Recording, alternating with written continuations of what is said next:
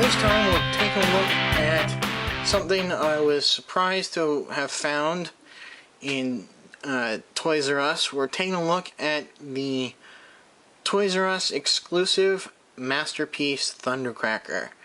This is a reuse of the MP-11 Starscream, the much reduced in size and little tweaks here and there of the original Seeker mold from Takara.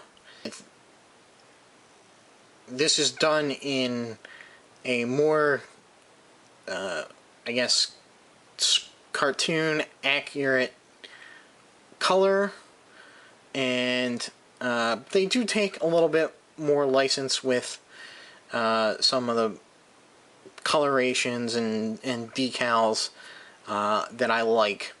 The smaller mold, I think, is a lot better.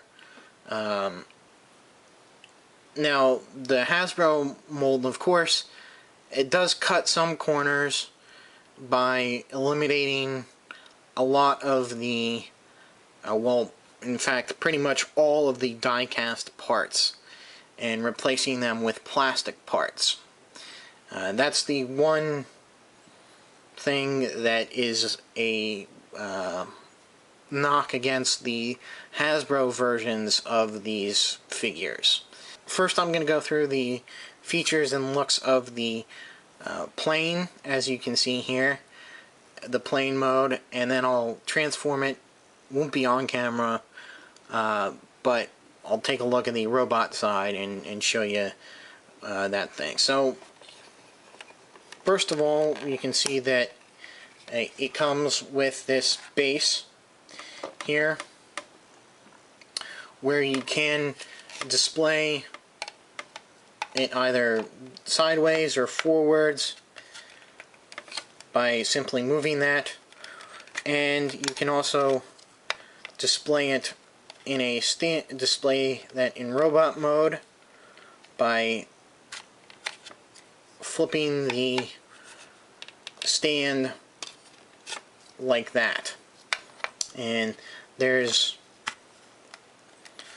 portions for the extra missile pieces that aren't, included, so you don't lose them or have trouble storing them.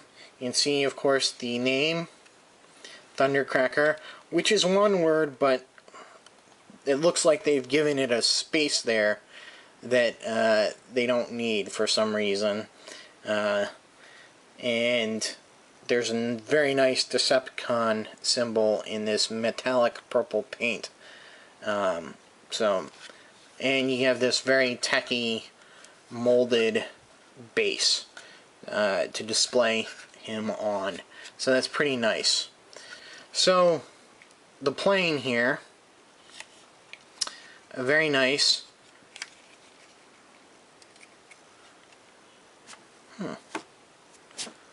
And we're getting lots of flaking on that. I don't like that. From the bottom, of course, you can kind of see some of the robot bits. You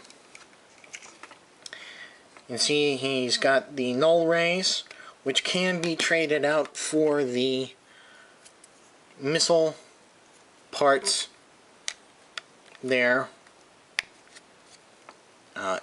It all depends upon what your preference is. I prefer having the null ray type weapons there, and I'll remove that once again just to show you the detailing on the side there, which is actually a picture of Perceptor, which says "Say cheese." So I thought that's pretty funny, and that is on both sides. You get some numbers here, D24, with a name plate of the pilot, or the faux pilot here, because there's Captain J, Dragon, SAS, dragon being his call sign. And the canopy does open, and you do have a little silver guy here. In Starscream it was Dr. Arcade. So this is just some generic silver chrome painted guy. Very reminiscent of the Diaclone pilots from the line that spawned the Transformers. Like the early ones, he does have a opening nose cone for the radar dish in the front. It's unpainted on this one. I wish this locked in better. A little, you know, this does tend to kind of get knocked about a bit. He does have the air brake in the middle. This is a feature that I don't think the first mold had, but he has working ailerons there, so you can get a little bit more posability with the wings there. And the thrusters here are kind of directional, and that's neat. He does have landing gear, 2 back here,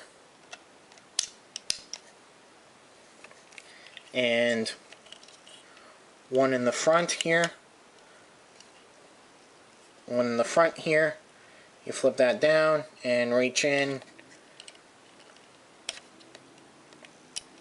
and there it is. So that's pretty neat.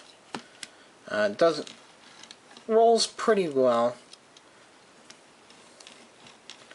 Not really meant to roll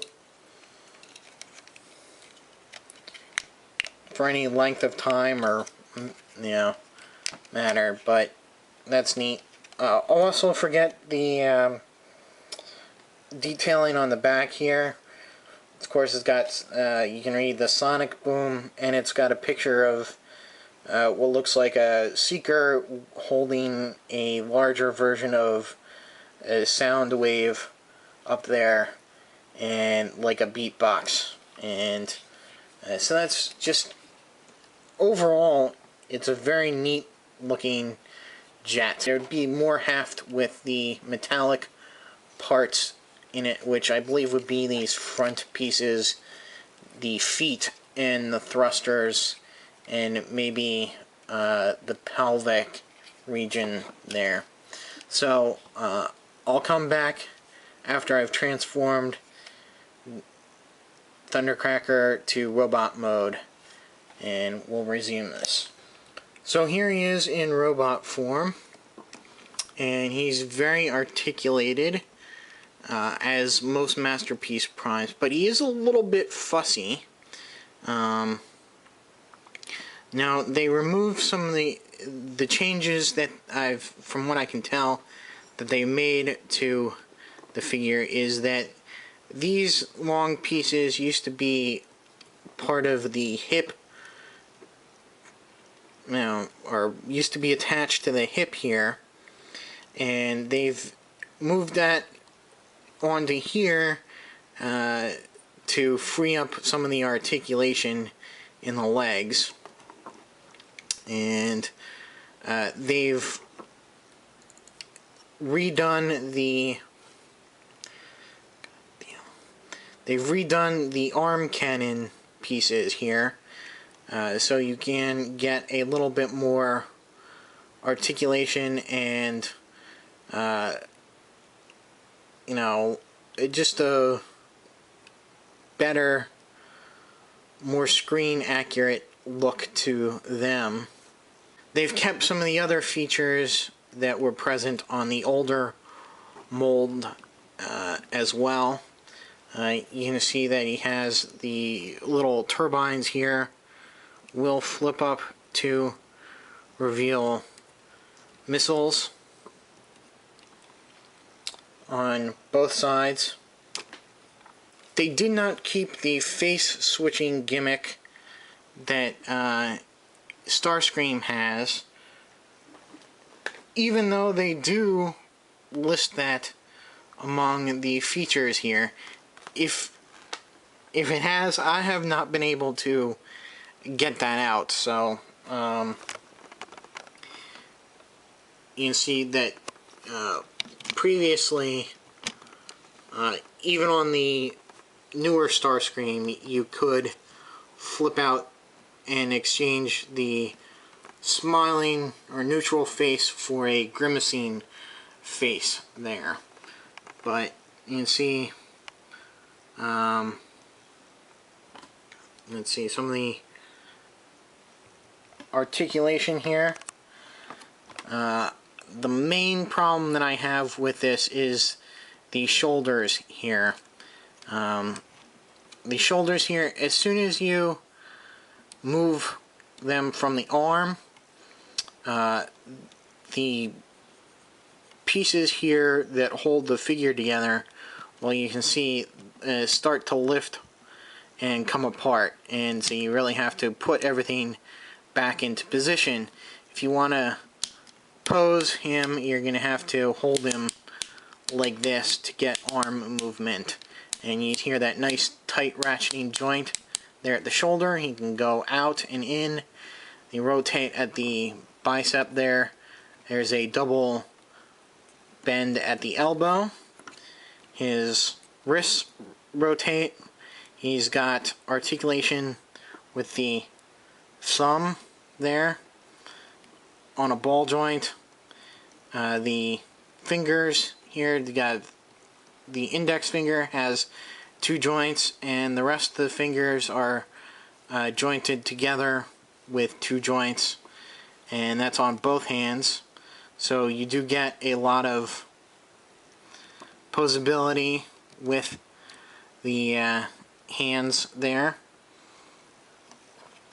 The legs go forward that far, back, out to the side, rotate at the thigh, bend at the knee, and that's it. There's a rotation at the feet there a little bit to provide stability, and that's about it. So other than the really stiff shoulders that you need to pose, but I'm not really going to be having this guy in any, you know, I'm not going to be playing with this guy, just going to be posing, so it's not really too big of an issue. But you do have to watch out for that, and his arms and chest will sort of lift them apart. You can also see that the wings will come in and out as you need them to get out of the way for the legs, so that's pretty neat too. And that's, I think, another thing that they changed for this new mold. But from what I understand, it is still basically the old mold, still shrunken down with a few of those improvements made and a very few omissions. So I do suggest, if you find this guy and you're a big Masterpiece guy, go out and get him. He is pretty expensive, about $70, but I figure he is kind of worth it, and you know, I think he'll look really good if you get the Masterpiece Soundwave that's coming out too, because they're all going to be in scale now, or that's the idea with Takara, I guess, redoing these in smaller sizes. And so until next time, I'll see you.